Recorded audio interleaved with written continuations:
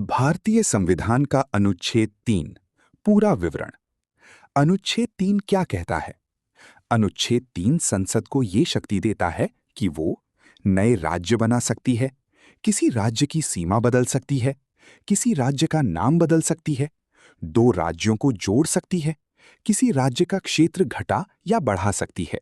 यानी भारत का नक्शा बदलने की शक्ति संसद के पास होती है। अनुच्छेद 3 का सरल अर्थ: अगर भविष्य में किसी राज्य को विभाजित करना हो, नया राज्य बनाना हो या किसी राज्य का नाम बदलना हो, तो ये काम अनुच्छेद 3 के तहत किया जाता है। अनुच्छेद 3 में क्या-क्या शामिल है? 1. नया राज्य बनाना। किसी राज्य को विभाजित करके नया राज्य बनाया जा सकता है। उदाहरण: 2000 में उत्तर प्रदेश से उत्तराखंड बना, बिहार से झारखंड बना, मध्य प्रदेश से छत्तीसगढ़ बना। 2. राज्य की सीमा बदलना। संसद किसी राज्य की सीमा बदल सकती है।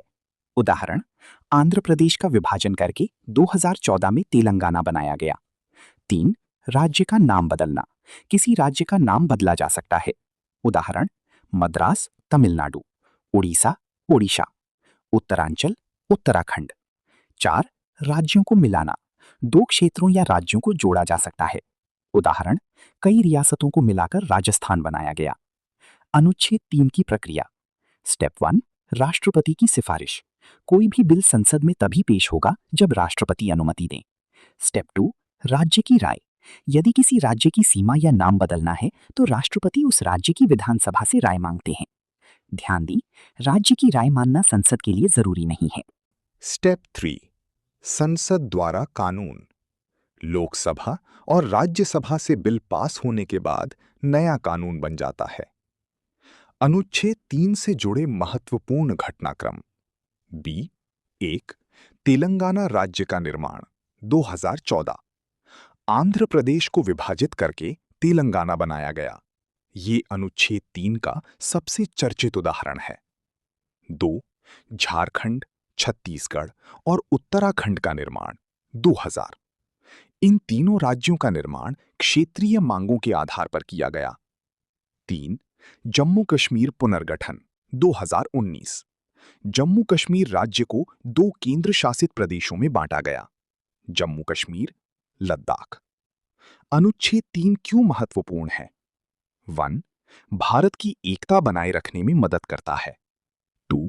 क्षेत्रीय मांगों को शांतिपूर्ण तरीके से पूरा करता है। 3. प्रशासन को आसान बनाता है। 4. बदलती परिस्थितियों के अनुसार राज्यों का पुनर्गठन संभव बनाता है। अनुच्छेद 2 और 3 में अंतर।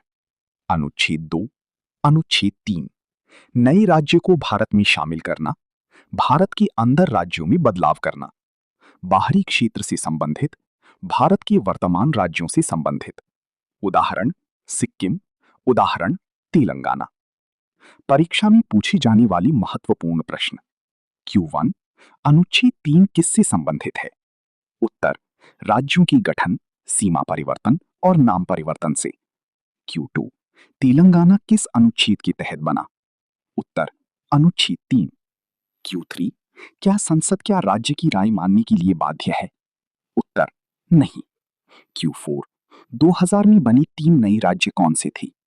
उत्तर: झारखंड, छत्तीसगढ़, उत्तराखंड।